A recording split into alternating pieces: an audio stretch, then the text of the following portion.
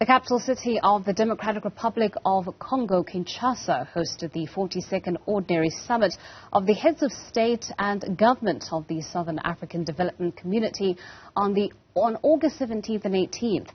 President of the DRC, Félix Tshisekedi, was chosen by summit attendees to serve as chairperson.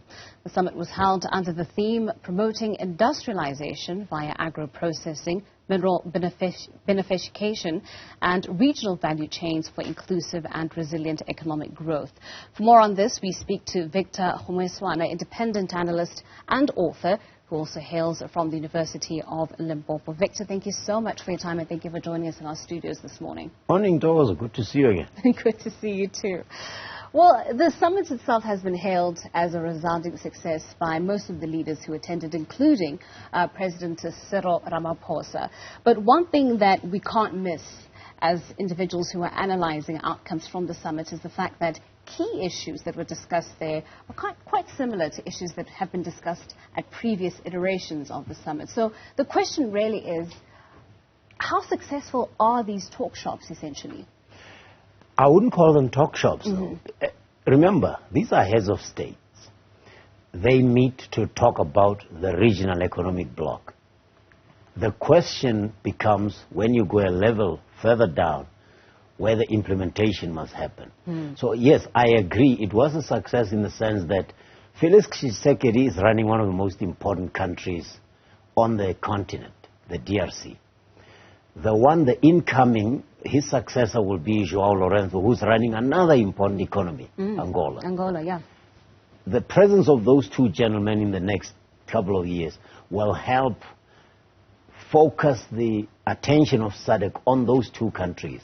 I'm sure you remember that the DRC has just had a visit from the Secretary of State, U.S. Secretary of State, Blinken, who was also in Rwanda, and he talked a lot about the security situation. And of course, there's Cabo Delgado in Mozambique, where President Ramaphosa was outgoing, handing over, I think, the security. I get mixed up with it. But the section that involves security is receiving attention. Is the multi-force by SADC in Mozambique effective or not? Time will tell, but at least there's a regional involvement of the countries of SADC. The real problem is look a level lower and say, is there increasing trade? Is there improvement in the infrastructure to make intra-Africa trade possible? Because the security situation is not security in isolation. It's security in as far as it makes the sovereign risk of these countries better so that trade can happen. Now, if you ask me, are there improvements? The answer is yes. The Kazungula Bridge that connects Zambia and Botswana, that's a major multi-million-dollar bridge that has improved the flow of traffic in what we call the four corners of SADC. That's where Zambia meets Zimbabwe, meets Botswana, meets Namibia. If you know the Caprivi Strip of Namibia. So that is a very important bridge that has opened in the past 12 months. You look at the improvement, the multi-billion rand project to improve the Bay Bridge border post, which also involves the South African company Robex. Those are infrastructure projects, and although they are not moving at the pace that you might like, and the fact that the Univisa is still being delayed by the security concerns of South Africa, holding back because they want to make sure that they control the inward movement of people. At that level, there are improvements that we mustn't ignore, because then if we ignore those, we will be tempted to call these SADC summits talk shops. To a certain extent, yes, heads of states, when they meet, will talk and they give the impression that nothing is happening. But when I see multi-billion rand projects, like the Kazungula project coming through, connecting Zambia and Botswana, like the Bay Bridge improvement, when I know that the most important thing is intra-Africa trade, I'm encouraged. All right. I'll circle back to the security issue, which I do think is where the particular challenge lies. Let's focus on trade. You've mentioned that significant inroads have been made when it comes to, fast-tracking the intra-Africa trade agreement, particularly in the region. Something that's come up is the issue of a regional development fund to help fast-track the regional integration that we're hoping to achieve by 2030. We're 8 years shy of reaching that particular deadline. Why haven't we gotten a regional development fund operational? What's the holdback? Because the consensus is that once that fund is established, we'll be able to fast-track a lot of this integration that we're hoping to get into place. Funding projects of the size that I'm mentioning, because there are funds for smaller projects and there are funds for bigger projects. Mega infrastructure, and why am I emphasizing infrastructure, Ntokozo? I'm emphasizing infrastructure because as we speak right now, trucks can wait up to 9 days at the border post. Now, if you're driving from South Africa, you can drive from Johannesburg to the Beitbridge border post in less than 6 hours. But then you get there and you wait 9 hours, sometimes more, because the South African government and the Zimbabwean government cannot agree on how to process the trucks that are driving through, or the cars that are driving through the border post. So infrastructure projects like the Robex one, infrastructure projects like the Kazungula Bridge at the Four Corners were funded, among other things, among other people, by the African Development Bank. Now, should we have a regional fund? I don't know. As long as the projects that we are putting up for development make enough financial sense to reach a financial close, and they're able to attract funders in a public-private partnership, I don't think the lack of a designated regional fund will necessarily stop. It might make the regionalization or the coordination among the 14 member states difficult, but as long as the projects that are coming up, like the Beitbridge border post, can keep on attracting funding, I'm sure we will be fine with it. Because with the different countries with their sovereign ratings and the different problems they attract, to create a fund, you might take a lot longer. As long as the projects keep on making financial sense, and they are both development finance institutions like the African Development Bank coming in, and private investors, and private sector companies that will take the project and make them happen, I'm happy. Okay.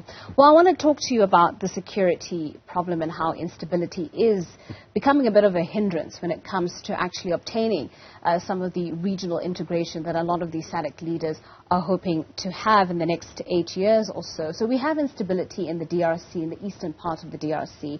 We have some security challenges in the northern parts of Mozambique. These, of course, featured highly at the SADC summit itself. You talked about Félix Tshisekedi's positionality being able to have some sort of influence when it comes to those security challenges. Just talk to us a little bit about that. Yeah. These security concerns that you refer to are symptoms of Africans continuing to allow themselves to be manipulated by external influences. Underline that. Africans continuing to allow themselves to be manipulated by external influences. The Rwandese and the Congolese have no reason to fight one another, because often they are the same people. The problem comes when material interests get involved, and there are multinationals that are fueling this behind the scenes. Remember, the DRC has cobalt, is coltan, minerals that are used in the making of tablets, cell phones, lithium-ion batteries, and the conflict in the DRC since it gained independence in 1960 has never been about the people of the Congo. It's always been about the mining interests in that country. The same story in the north of Mozambique, Cabo Delgado. The fundamental problem, what we call terrorism or Al-Shabaab linked or Al-Qaeda linked uprising, those problems are socioeconomic or political economic, because the young people of that area are seeing companies, French companies like Total, setting up projects. There were Indian companies that were mining there, the companies like all kinds of multinationals mining, and they keep saying what every young person in Africa is saying, that all these developments mean nothing if they don't lead to material improvement in the socioeconomic conditions of the communities around where they are taking place. Now, how the leaders of SADC can continue to miss that point baffles me. And this is the reason why I think there's often such a debate around the SADC summits, whether or not they can be deemed successful, is the fact that a lot of the times with the burning issues that we have presently discussed, the leaders are seemingly missing the point. Yeah. Perhaps there's an exception in the trade area. Yeah. There does seem to be a lot of inroads there, but particularly around the security issue, because the underlying issue there is external capital, whether it be Western capital or Eastern capital, that's clearly influencing a lot of the decisions being made there. Yeah, true. You see, the problem is if the security situation doesn't improve, the trade won't happen. If you recall, the French President Emmanuel Macron was in South Africa not so long ago. And also the French love us, they coming in. No, he was here to influence. The person who was in charge of the Troika, the security Troika, which was President Cyril Ramaphosa at the time, because there was a French company, Total Energies, as they call it now, that was involved or affected by the conflict in Cabo Delgado. So when it affects European or American interests, as you saw Secretary Blinken come into South Africa, then going to Rwanda, then going to the DRC. He doesn't go there because he loves those countries. He's going there because they are American interests. What are American interests in the DRC? Well, Apple makes smartphones and tablets, and those rely on lithium-ion batteries, and the stability between the DRC and the Congo, and Rwanda, will affect the ability of Apple to continue to make its products and boost the American economy. So what I'm trying to show you is it is possible that political leaders can actively get involved when security is threatened because they understand the trade implications. The problem maybe with SADC is we treat it as an isolated military story, and that's why we deploy a small army. If you remember in the Cabo Delgado area, SADC was slow to deploy an army. It was even overtaken by a small country, Rwanda, which was sending its own 1,000 soldiers there to try and quell that. And the Rwandese army was the first one to strike victories in that before the SADC came in. And people were saying, why is Rwanda getting involved? Well, why shouldn't Rwanda get involved?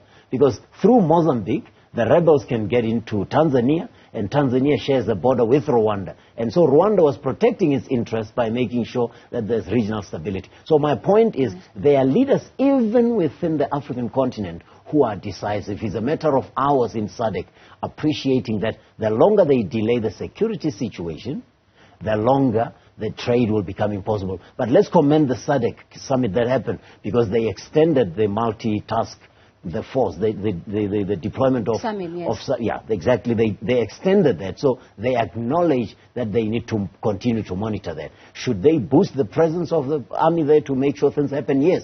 But most of all, they should go underneath that military presence and ask, why is there a conflict? And they will discover that the people of that province and the people of Tanzania and southern Tanzania are about economic conditions. They don't want to fight. They want to make, and I'm not justifying terror attacks. I'm just saying until you address the hunger situation, the socioeconomic situation, you will continue to have to deploy an army to restore stability or maintain order.